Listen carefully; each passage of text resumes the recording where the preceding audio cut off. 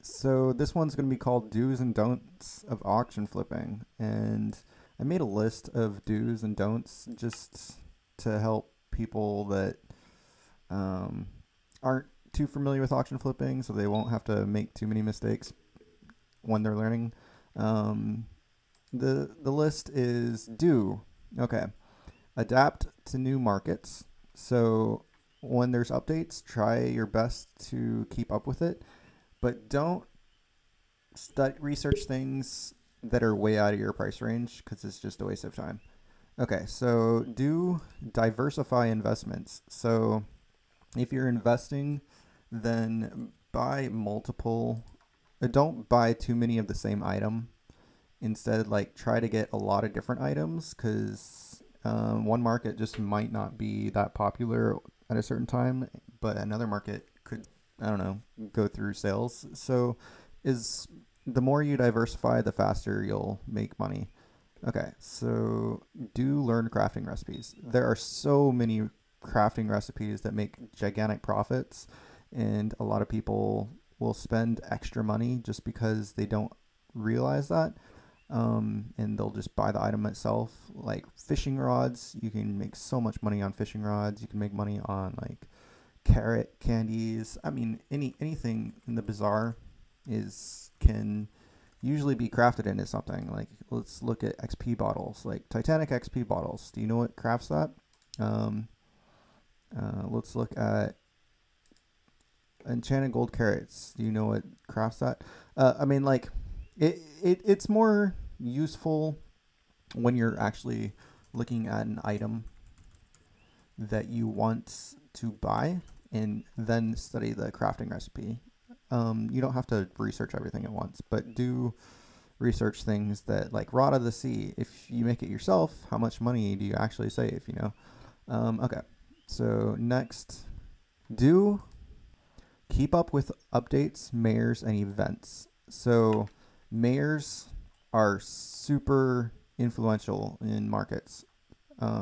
Events will definitely influence markets, and updates are definitely going to influence the market. So try to keep up with what mayor's next, you know, when's the next event, and invest around those influences. Okay. Invest in hype items. So do invest in hype items. Hype items being items that are popular because either they're really necessary for something. I mean, or they're consumables that are necessary to you. Like god potions are always going to. I mean, I wouldn't say flip god potions because there's not much profit, but like god potions are a consumable that sells quick. So you'll the faster you sell something, the faster you can replace that item you sold with a new item. But if you're buying things like Aspect of the Dragon that's outdated, um, even if it's really good price, like this isn't going to sell for a very, very, very long time just because people really don't need an Aspect of the Dragon as much as they might need a Flower of Truth. So, okay. Geez, I didn't realize. Okay, ignore. Okay, actually, so do be courteous to other players. So people may want to offer you trades, and even if their offer is bad, like at least maybe the next time they offer something, it's not that bad. So you can take it with a grain of salt. Some people will try to convince you that it's a good deal, even when it's terrible, which a lot of people might try to do that. So I would suggest, even if you're courteous, stand your ground. And if people get too toxic or annoying, do ignore ad. And do report scammers. I would suggest both those. Even if it doesn't seem like reporting scammers works very well, I don't know. I've probably reported like 40 scammers, but only 5 of them got banned, but at least 5 of them got banned, you know? And that's that much less toxicity in Hypixel. So, okay. Let's see. And do be very careful in player-to-player trades. So if I'm actually trading in person, make sure they're not switching out like item, what's that, Spirit Scepter, right? Player-to-player trades are where scams will happen the most. So they could try trading you a Spirit Scepter and then switch it out for a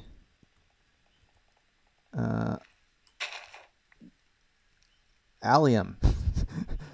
And a lot of people will, the most prominent way to scam people is player-to-player trading. So always be careful in player-to-player trades. Be very, very careful. Always double check player-to-player trades. I mean, that's not to say scamming, it's always going to be a scam. And once you understand scams, you can look out for them a little better. And then there are some good opportunities in player-to-player trades, but that is where scamming will happen. Okay, the don't list. Don't invest. Okay, don't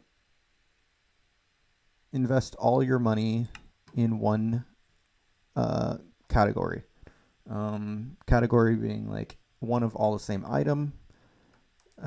Let's say I bought 100 fishing rods, and then I ran out of money. That is not a good idea. And I'm known to I actually do this, make this mistake quite often, but I try to learn from my mistake. And every time I buy too much of the same item, I usually end up paying for it. Either by having to wait for a very long time to get rid of them or taking a loss. So even if it seems like it's an insanely good deal, it's not worth investing everything in one category. Okay. Don't sell multiple of the same item at one time in the market. Like, don't sell 50 of the same. Like, I'm selling 3 livid daggers at once, which I probably shouldn't do. I should probably just sell 1 at a time. But at least they have some differences. So this one has Soul Eater 5, so that's going to be different than a just regular livid dagger versus a withered. I could probably just sell 1 of each here and here, but I didn't. But I don't suggest selling too many of the same item because, one, you're going to deflate the market, and so you're like competing with yourself basically, and that will just lower the prices, and other people, you're setting a wall for other people that have to sell under you to sell it. If you just sell 1 at a time, it will sell faster, and it will have less of a chance of deflating the market. Okay, so let's see what's next on the list. We have don't think you know everything. The moment, well, I am always learning new things, constantly. There are constantly new updates. I never assume I know everything. I know I probably know less than 5% of all market stuff. And I'm making like, I can make like 20 million an hour, 30 million an hour, but I don't consider that amazing. I just think, well, I'm doing what I can with what I do know, but I don't know everything. And the moment you think you know everything is the moment you stop learning anything. So keep learning, keep assuming you don't know everything, and that will help you learn new things. Don't hold on to your mistakes. So it is very, very, very common to make mistakes. Everybody makes mistakes.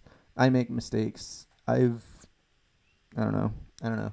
I've bought things that I didn't mean to buy. I've mispriced things. Anytime I make a mistake, I just kind of accept, okay, I made the mistake. I admit it to myself first, and then I'm like, okay, do I hold on to this item just because my pride won't allow me to sell it at a certain price? No, I should just get rid of it, or I mean, yeah. I just don't hold on to the mistake. Just get over it. It's a learning experience. Just know you won't do it next time. Do think that anything's a learning experience. Anything can be a learning experience. Mistakes are a great way to learn how not to make mistakes the next time around. And everybody is going to get scammed at some point, and you learn a lot after you take a huge hit. It leaves that impression, and then you don't get hit again. Okay, don't invest more than you're able to lose. So, you might see a good deal, and you might think, "Oh, it's a good deal," and then you buy it, and then you find out, "Oh, it's not that good of a deal, and now my money's all tied up." But if you didn't tie up all your money, then it wouldn't be that big a deal, and maybe you could wait and sit on it a little longer, or if you need something else. So that goes along the lines of don't put all your eggs in one basket. But anyway, don't hoard items as an auction flipper. So as an auction flipper, you kind of it's very easy to like just buy an item that's a good deal and then keep it because you like it, but you don't actually need it. So just if you're flipping, remind yourself, okay, I'm flipping. I'm not trying to keep new items. And just like separate your auction flipping from your actual play in the game. It's just you're trying to make money so that you can play the game later. You're not playing the game now. You're auction flipping. And then lastly, don't go to other people's bases. Well, this one. Don't go to other people's bases and complain about their auctions or complain about them. I don't know. It's just like along the lines of common courtesy. Like, just be polite. And if people are impolite to you, just ignore at them and maybe report them if they're trying to scam or. But don't be the guy that complains. It's just not very high quality, and I don't know. It's just easier to flip if you just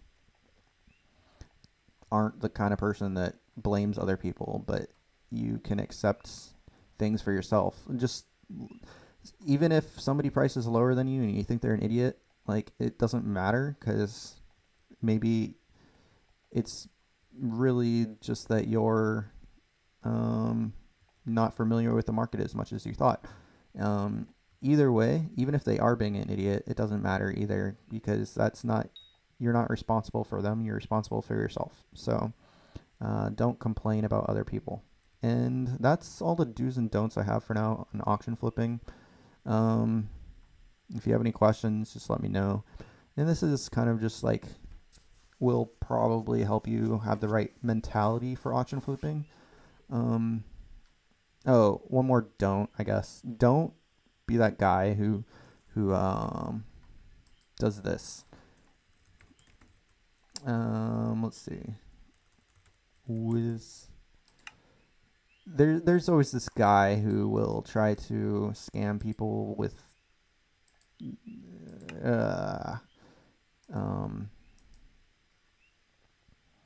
like it's a Wisdom 5 book, but it's actually a Wisdom 1 book in Prot 5.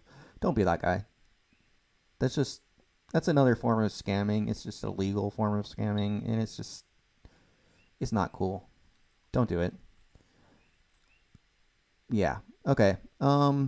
Anyway, with that, hope you enjoyed it. Hope you enjoyed the series. Hope you learned a lot. I might make more videos the more I come up with things that are related to auction house, but I think this is a good starting place for most people doing auction house. Anyway, David Gaming on YouTube and Dave Plays Guitar on Twitch. I do giveaways sometimes. Sometimes I just fish and chill. Sometimes I'm just hanging out with people in chat on Discord. So yeah, feel free to check it out, and I'll catch you guys later. Take care. Oh, there's one more. I forgot. if you do make like a gigantic mistake, do ask the person, hey, I made a mistake. Can you uh, give that back? I've had plenty of people that have done that, and I give them back the money because not everybody's a jerk. Some people are actually nice and they'll realize you made a mistake.